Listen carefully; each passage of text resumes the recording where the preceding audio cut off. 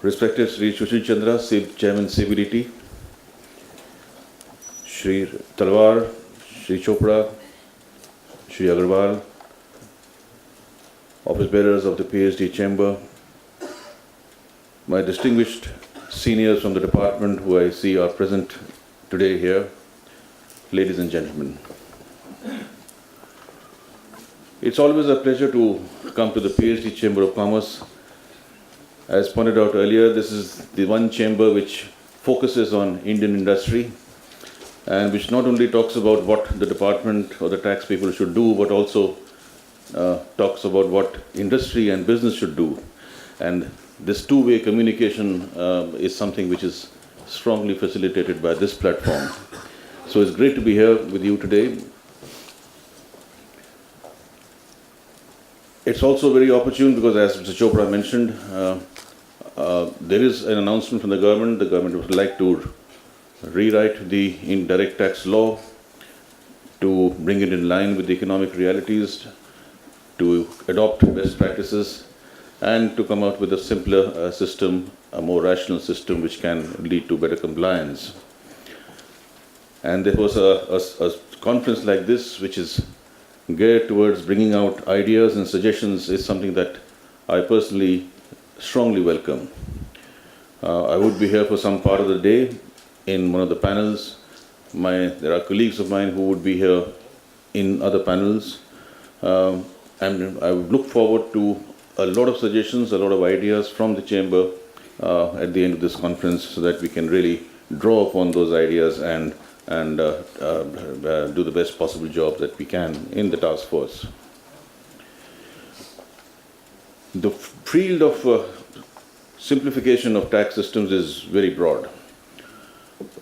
It encompasses tax filing, return filing, payment of taxes, the ease of compliance procedures like filling up various forms, the assessment proceedings,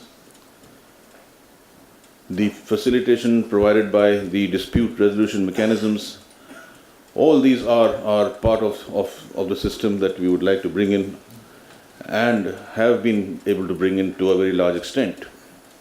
I'm sure the chairman will speak on the tremendous strides that the department has made in the area of compliance procedures and making filing and all the processes easier for the taxpayer. I would speak more on the other aspect of simplification, which Mr. Chopra mentioned, that is of trying to simplify the law. I'm not an economist, ladies and gentlemen, but then I think it's widely acknowledged that every tax must be based on neutrality, on efficiency, and on simplicity.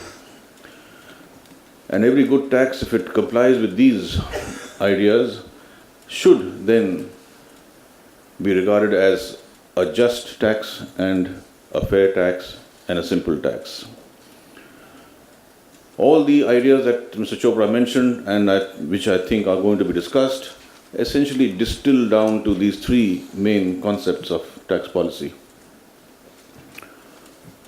So we have tax neutrality, which means that a same sort of person doing the same sort of activity must be subject to the same sort of taxes. That's an ideal that we have incorporated in our law.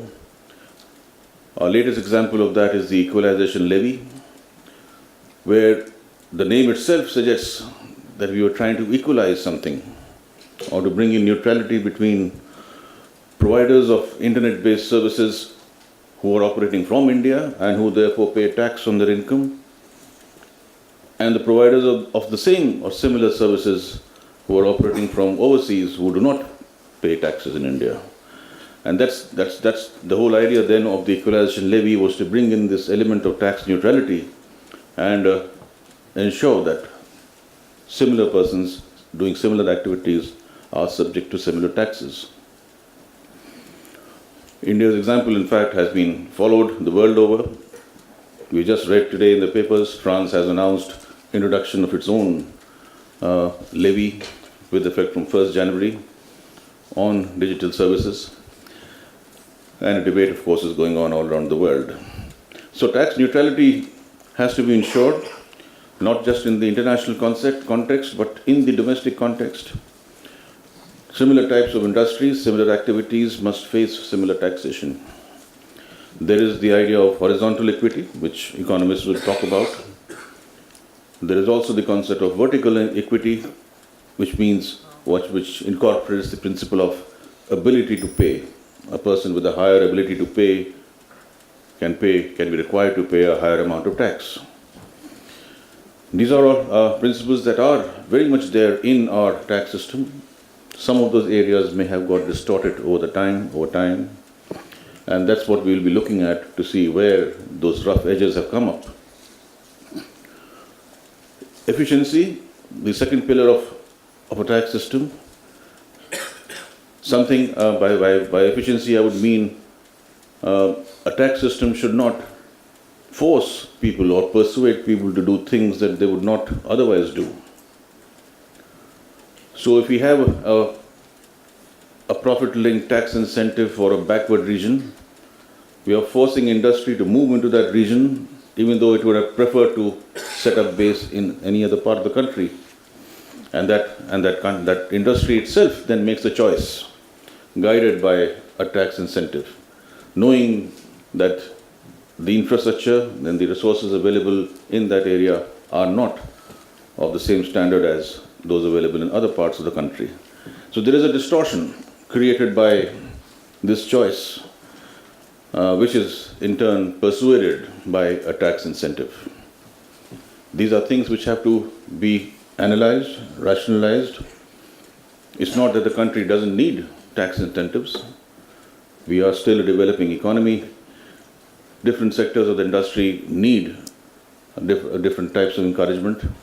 Perhaps tax can play a major role in some areas. The example of startups is one such example. So a balance has to be brought in somewhere. It's already a stated policy of the government to phase out profit-linked incentives. They are being phased out or grandfathered.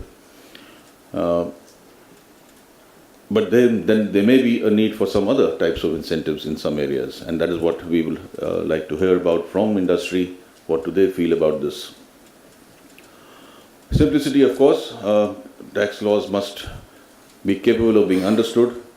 I have heard and understood this message that we have an income tax code and one should not really try to tinker much with the language, which has now been well understood by taxpayers and professionals. That comment is noted, but then I think it is something that we'll have to go into. In some areas, the language has become rather problematic. There have been additions and insertions of explanations after explanations, provisos after provisos. Maybe we need to cut through all that and try and come out with the basic concept which was required to be there in the law and state that concept in a much simpler form. So while we take this message of not dramatically or trying to just change language for the sake of change, I think perhaps the task force would like to, or we should go into an area where we can make the law simpler to understand, because that would encourage compliance and that would also provide more tax certainty. So these are all the areas that we would look to address. It's not going to be an easy job. Tax reform is never easy, as the Honorable Prime Minister has also said yesterday in one of his addresses. We have to look forward to a participation by all stakeholders, not just the revenue, but tax experts, professionals, industry, business, and and assimilate all the ideas that we can and come out with and try and come out with a much better system than what we have. In these efforts, I really look forward then to your continued support and cooperation. I would once again felicitate the PhD Chamber for holding such a conference which can enable a flow of ideas and suggestions. I again assure you that we will be very keenly listening and taking note of these suggestions, which can help us in our work in the tax administration and also in formulating better tax policy. Thank you very much.